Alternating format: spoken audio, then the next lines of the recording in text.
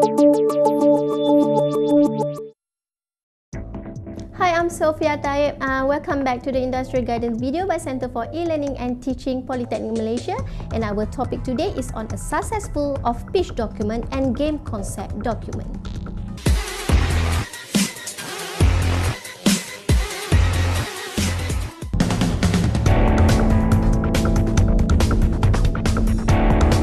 What are the important points for a successful pitch document and game concept documents? I am now with Mr. Peng Yiwei, Director of Kurechii, who has 5 years experience in game development and also game concept document. He is just 26 years old, and let's share some experience with him. How are you, Yiwei? Great. Yeah, thank you for coming and join us at the Industry Guidance video by Center for E-Learning and Teaching Polytechnic Malaysia. Maybe you would like to introduce yourself and tell us about something about what you're doing now, your games development and what you're up to right now. So I'm Yiwei from Kurechii. So basically, I've been working in game industry for quite some years, like about 5 years. So I started just like making games as hobby, just put it online for people to play, and then to make it seriously and start to like. I still remember my first pitch was for the MDEC, the IPCC, and then follow on. Then we have more that we have to pitch the publishers and also others grants in Malaysia as well. Okay, so what should one person put in a game submission? So things that should put into submissions are actually pretty much very vary, because like in game industry is because people that work in that is pretty much like quite creative. So anything that can catch their attentions, I would say it's very important to have a trailer or something visual, because like just imagine someone have a lot of all these documents with them. They're just going to have a lot of text. They are not just going to read through them one by one. So if you have some catchy images or perhaps like game trailer that can showcase your idea and concept, it will be very, very helpful. Yue, most likely you won't be able to fully implement your idea into completed electronic game. So how do you discuss what you bring to the table during the pitching if this case happened? So pretty much like usually we call it the prototype, which manage to help you to showcase the core ideas. So you just have to break it out in a way that, let's say there's a lot of game being done out there. So you can actually just borrow, for example, you are making a platformer games. So you can actually write in the document saying that this is going to look like this game, this is how you're going to play, but you just focus on the part that makes your game unique. For example, you are making a games where your characters can go through like 2-dimensional and 3-dimensional. So that's the part that you should focus and make sure that it's actually available in your prototype. I see. Okay, do you need to be specific about the development process of your game and how long does it take, or what's the cost of the development, and also the projected timeline when you can finish it to the publisher when you're doing the pitching? Yep, I think all this is actually very, very important. Although it's pretty much very hard to have a very precise schedule, especially like when you make your games, there's a lot of unforeseen events, right, when it comes to developments. But we still need to have estimation time and budget, basically just to know, like, especially like publishers or ourselves, we have this timeline or roadmap, we call it, to know that in this year, what time, what to expect, and what kind of manpower you should allocate and all that. So it's rather than you don't have a goal, then you have a date that everyone just try their best to go towards the date to make sure that they complete the game. Okay, so what's the estimation cost for one game to develop? And normally, how many people involved in this?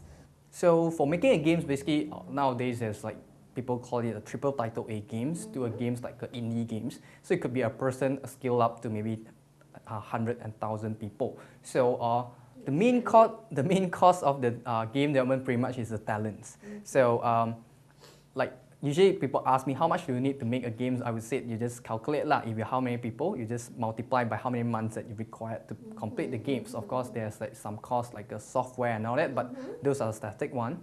So if you have any delays and all that, definitely it will cost you more money. Cost, yes, yeah. correct. So small game like the mobile games, people will spend 3 months to 6 months time to complete it. Like a PC games, people usually a year to 2 years, and like MMO or like bigger games, it could go up 3 to 5 years. Oh, so that's long. Yeah, so it's actually very, very very kind of like very it's like depending on the studios and what kind of games they want to Okay, make. that means that you really need a focus, a commitment to complete one game.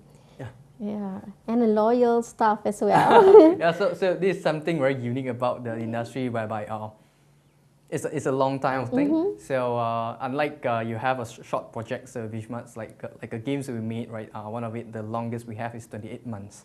So it's a long time that we have to go through. Okay, so how about the target audience and also the genre of the game? Do we also have to emphasize this during the pitching? So maybe the publisher have some maybe interest or favorites in certain genre, and maybe they don't really like some of the genres. So, can you elaborate about that? For target audience and genre is actually pretty much important for the people who are looking for invest, or like for you to basically calculate like how big is your market size. So for example, you are making a mobile game, so you pretty much know how much audience you have. But you are making a mobile game for like, let's say, rhythm game, so your market size definitely scales smaller. And then if you put in horror again, it's even smaller. So all this is important because like if you didn't put it all into consideration and you are saying that I'm going to make a rhythm music horror games, right, and I'm targeted to sell like maybe 5 million of copy, but if you look at the market size, maybe the audience is actually less than that. So therefore, it's pretty much you need to do your research, know about your target audience, the market size, and you know how much of potential revenue you are going to get. Yeah. How do you differentiate your product and idea with the other games in the market, so to convince them of your uniqueness of the game? So when we work on the games, right, pretty much when we started, we have to think of like what makes our games unique from we start when we're designing the game itself. As one example, like our games called Tiny Guardians, we really set it in a way that we call it it's a tower defense games without towers. So we have a catch line to catch people like, hey, I'm playing a tower defense game, but there's no tower. Okay. So it's somehow unique to them. But it's sometimes when you make games, right, you don't want to make it like totally unique in a way that they never played before. Because for gamers, right, they actually always look for something similar yet refreshing for them. Because there's like, I like to play this type of game. Therefore, I want to look for other games that we have similar experience. Okay, more challenging. More challenging yeah. or something new as well. So imagine you change all the controls and all that, they couldn't adapt to it and they don't play your game. So the uniqueness could come from a lot of different angles. It could be from the story, or it could be the idea itself, or the characters and all that. So it just depends on what kind of ideas you have. Yes. See, okay. So what are the things that you must not do during pitching? Things that must not do, I would say, usually you're pretty much very defensive to your ideas. So when you go up to pitch, right, you're going to have these Q&A sessions where the investors or the judges and all that, they're going to ask a lot of questions. So most of the time they were giving you suggestions and all that based on their point of view. So my suggestion is there's no point that you're trying to defend it over there, because no matter what, when you're still pitching your games, right, it's pretty much just a beginning. So there's a lot of things still can be changes. So just be very open and just taking any feedbacks and advice that you can have, rather than you trying to be there to try to explain or defend whatever people that are trying to give you. Yes. Okay, so any tips for the newcomers? So I think the easiest way for newcomers who wanted to make game is just make your first game. Just making a first game sounds like very easy, but to complete it and put it out there, just to experience the full cycle will help pretty much a lot. So you will know what you are lacking, and then what you need, and what helps, or what kind of knowledge that you need more. So pretty much just go out there and complete one game and put it out, then you will know your next step.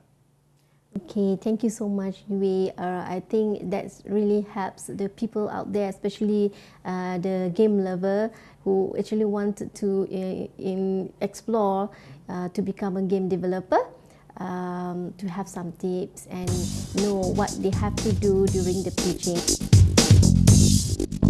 The most importantly, your first direction, which is your concept document, must be right and produce what you want to produce. Do it right and it's smooth sailing the rest.